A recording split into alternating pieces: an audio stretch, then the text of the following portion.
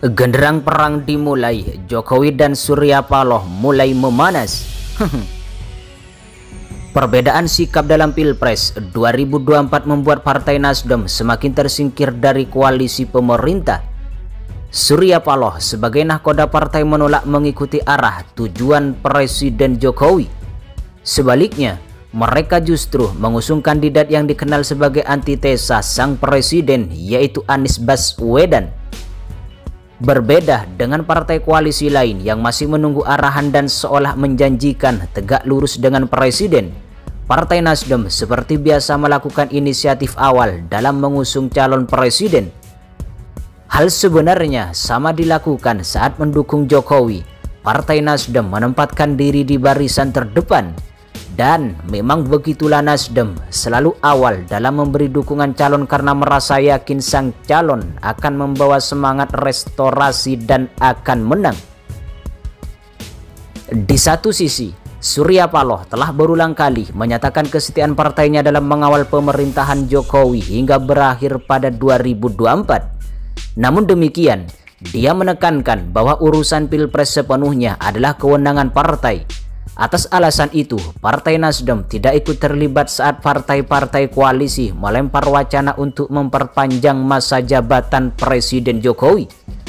Partai Nasdem juga tidak mau menyerahkan kedaulatan partai kepada Jokowi dalam menentukan siapa yang akan didukung untuk pemilihan Presiden 2024. Partai Nasdem tegas menyatakan mereka mendukung Anies Baswedan. Bahkan kemudian menggalang partai non-koalisi untuk bersama-sama mendukung mantan Gubernur DKI Jakarta itu.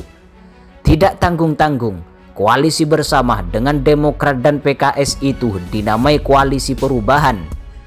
Terbaru ditambah akhiran untuk persatuan di akhir nama koalisi. Ada pesan bahwa Nasdem ingin melakukan perubahan atas apa yang telah dikerjakan Jokowi. Dan hasilnya belum memuaskan bagi mereka. Mereka juga menggandeng partai-partai yang selama ini tidak diajak Jokowi untuk masuk kabinet. Pada Minggu 16 Juli 2023, Partai Nasdem menggelar apel siaga perubahan. Ratusan ribu kader diklaim datang memadati Stadion Utama Gelora Bung Karno, Senayan, Jakarta. Menarik dari gelaran ini adalah Presiden Jokowi tidak diundang oleh Partai Nasdem. Alasannya karena secara digelar untuk konsolidasi internal partai. Namun demikian, seluruh ketua umum koalisi pendukung Anies datang. Agus Harimurti Yudhoyono dan Ahmad Syahiku tampak berpose bareng Surya Paloh dan Anies Baswedan, seolah pertanda siap melakukan perubahan negeri ini. Sementara dari partai luar koalisi ada elit dari Partai Golkar yang hadir.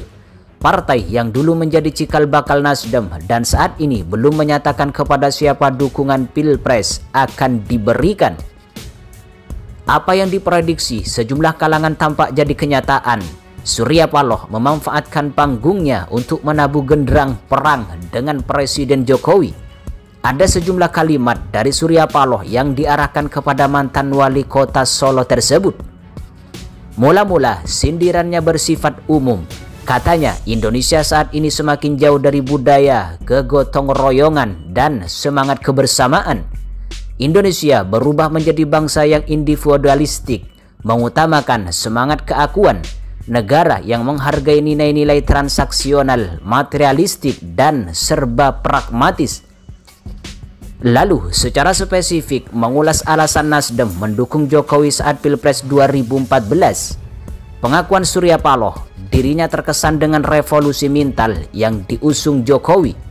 Dia setuju bahwa masalah mental adalah masalah besar bagi bangsa Indonesia. Gagasan ini sambungnya, senapas, sebangun, dan sejalan dengan gerakan perubahan yang dimotori oleh Partai Nasdem. Dan itulah kenapa pada 2014 dengan seluruh energi kita dukung Jokowi sebagai presiden, tegas Surya Paloh. Namun sambungnya, Nasdem kecewa lantaran hingga 10 tahun memimpin Jokowi seperti gagal dalam melakukan gerakan revolusi mental tersebut.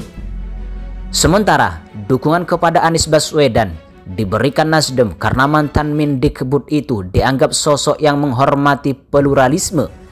Nasdem tidak ingin pluralisme hanya putus di bibir saja, tapi ingin jadi praktek kehidupan nyata. Penilaian ini tentu berbeda dengan yang digemborkan para pendukung bayaran atas buzzer di media sosial, di mana Anies dianggap sebagai bapak politik identitas karena kemenangan pada Pilkada 2017 dinilai turut melibatkan aksi 212 yang menentang penistaan agama oleh Ahok. Di lain itu, hanya butuh 1 hari bagi Presiden Jokowi untuk membalas Surya Paloh. Pada hari ini, dia merombak komposisi Kabinet Indonesia Maju. Sorotan tertuju pada pos Menteri Komunikasi dan Informatika yang sebelumnya diduduki Sekjen Nasdem Johnny G. Plate. Lazimnya pos itu dikembalikan kepada Partai Nasdem. Tapi yang terjadi, Jokowi justru menempatkan Ketua Umum Relawan Pro Jokowi Ari Budi Setiadi sebagai Menkominfo yang menjabat untuk saat ini. Secara diplomatis, dia mengatakan bahwa itu adalah hak prerogatif Nasdem. Partainya tidak akan mengajukan nama jika memang tidak diminta oleh Presiden.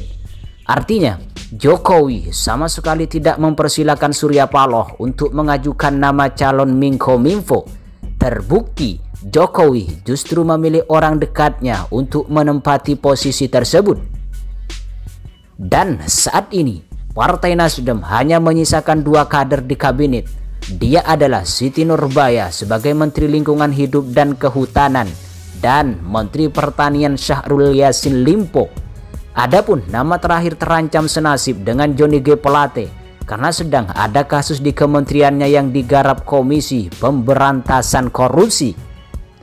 Kini publik menunggu episode selanjutnya dari ketegangan Surya Paloh versus Jokowi.